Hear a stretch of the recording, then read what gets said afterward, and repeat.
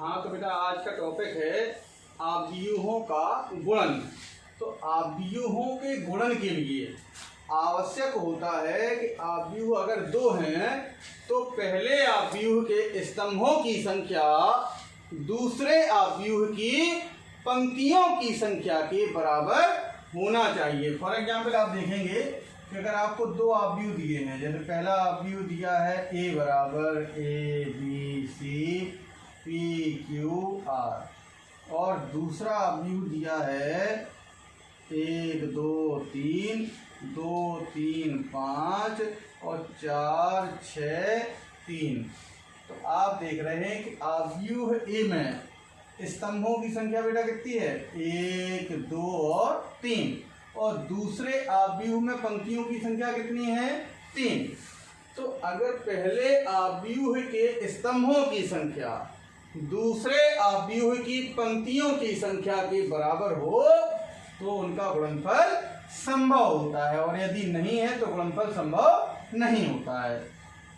तो देखेंगे आप आव्यूह ए के, इसकी कंडीशन क्या होगी, आव्यूह ए के स्तंभों की संख्या, किसकी संख्या, स्तंभों की संख्या बराबर आव्यूह बी की, आव्यूह बी की पंक्तियों की संख्या, पंक्तियों की संख्या अगर बराबर हो जाती है तो गुणनफल संभव होता है।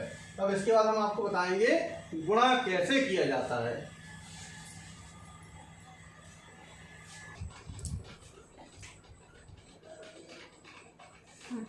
एक्सरसाइज नंबर है 3.2।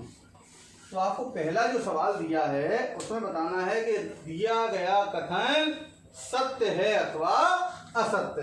तो कथन लिखा है यदि ए और बी दो आव्यूह हैं, प्रश्न दिया है यदि ए और बी दो आव्यूह हैं तो इनका गुणनफल ए बी तभी संभव है जब ए के स्तंभों की संख्या बी की पंक्तियों की संख्या के बराबर होती। तो अभी हमने यही बताया कि आव्यूह ए के स्तंभों की संख्या बराबर आव्यूह बी की पंक्तियों की संख्या।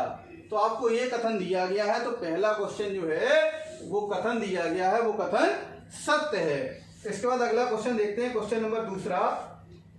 दूसरे क्वेश्चन में दिया गया है यदि ए और बी निम्नलिखित हैं, दो आव्यूह दिए हैं तो ए बी का मान ज्ञात कीजिए। तो आप देखेंगे आव्यूहों का गुणन, जो अभी हमने बताया था कि गुणनफल कब संभव होगा, तो ये तो आपको बता दिया। गुणा करना कैसे है वो देखें। तो एक आव्यूह ए दिया है, ए बराबर दिया है 1 2 5 और फिर दिया है दूसरी पंक्ति में 3 4 6 और दूसरा आव्यूह दिया है बी बराबर 4 0 2 1। तो पहले आपको यही चेक करना है गुणनफल हो पाएगा कि नहीं हो पाएगा। और तो आपने देखा कि इसमें आपने देखा कि आव्यूहों में पहले आव्यूह में स्तंभों की संख्या कितनी है 1 2 3 और दूसरे आव्यूह में पंक्तियों की संख्या कितनी है 2।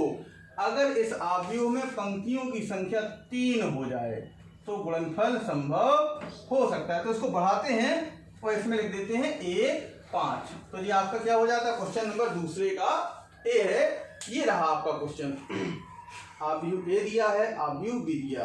तो आपने देखा पहले आव्यूह में स्तंभों की संख्या कितनी है 3 और आव्यूह बी में पंक्तियों की संख्या कितनी हो गई 1 2 3। इसमें स्तंभ कितने हैं 1 2 3।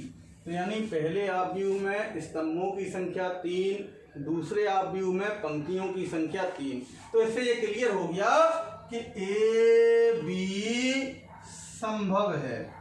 पहला काम तो जो है पता करना है गुणनफल हो भी रहा कि नहीं हो रहा। अगर गुणनफल संभव है तो ही गुणा करेंगे, जैसे हमने पहले लिखा था इसमें दो पंक्तियां थी तो गुणनफल संभव नहीं होगा। अगर क्वेश्चन आ जाता है कि गुणनफल कीजिए तो आप पहले ये चेक करेंगे गुणनफल संभव है कि नहीं। अगर गुणनफल संभव नहीं है तो आप यहाँ पे लिखेंगे ए बी संभव नहीं है। तो अब यहाँ पर तो संभव है, तो अब यहाँ पर गुणा देखेंगे तो ए बी बराबर, तो पहले ए लिखेंगे 1 2 5 3 4 6 पहला अवयव। फिर दूसरा दिया गया है 4 0 2 1 1 5।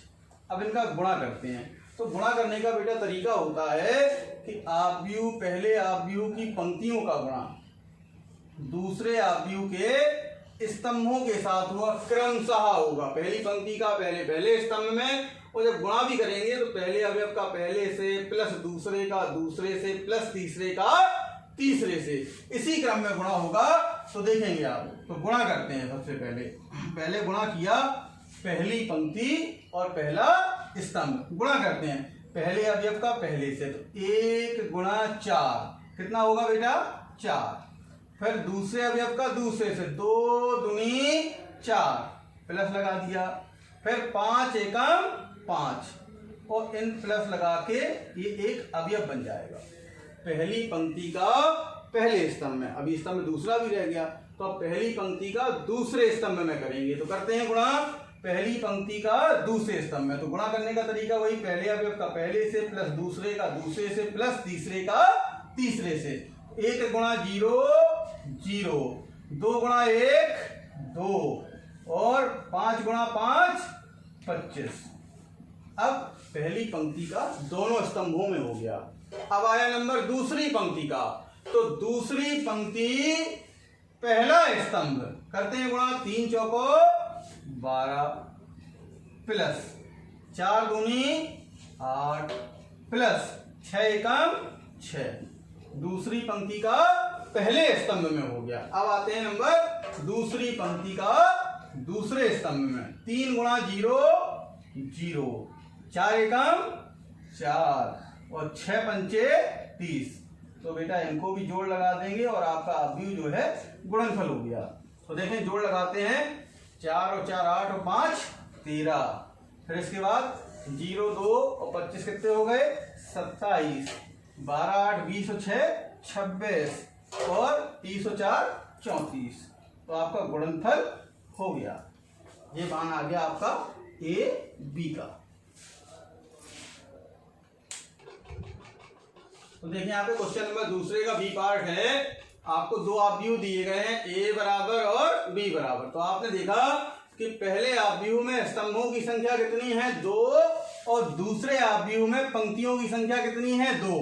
तो गुणनफल संभव है, तो यानी ए बी संभव है। तो हम ए बी का मान याद करेंगे। ए बी बराबर, पहले ए लिखा तो ए की value 1 minus 1 minus 1 1 into B, B में लिखा है 1 1 1 1। तो गुणा करने का तरीका हमने बताया, पहले अवयव की पंक्तियां और दूसरे अवयव के स्तंभ, इस प्रकार से गुणा होता है। तो गुणा करेंगे सबसे पहले पहली पंक्ति का गुणा पहले स्तंभ से। किस प्रकार होगा? पहले अवयव का पहले से 1 गुणा 1 1 प्लस माइनस 1 गुणा 1 माइनस 1। फिर पहली पंक्ति दूसरा स्तंभ क्या होगा? 1 गुणा 1 1 और माइनस 1 गुणा 1 माइनस 1। फिर आया दूसरी पंक्ति का नंबर, दूसरी पंक्ति और पहला स्तंभ, तो माइनस 1 गुणा 1 माइनस 1 और 1 गुणा 1 प्लस का 1। फिर इसके बाद दूसरी पंक्ति और दूसरा स्तंभ, माइनस 1 गुणा 1 माइनस 1 1 गुणा 1 प्लस लगता है बीच में तो प्लस का 1 बराबर क्या हो जाएगा? 1 में से गया 0, तो सभी जगह पर क्या आ गया? ये 2/2 का शून्य अवयव है। यानी ऐसा भी लिख सकते हैं इसको, ओ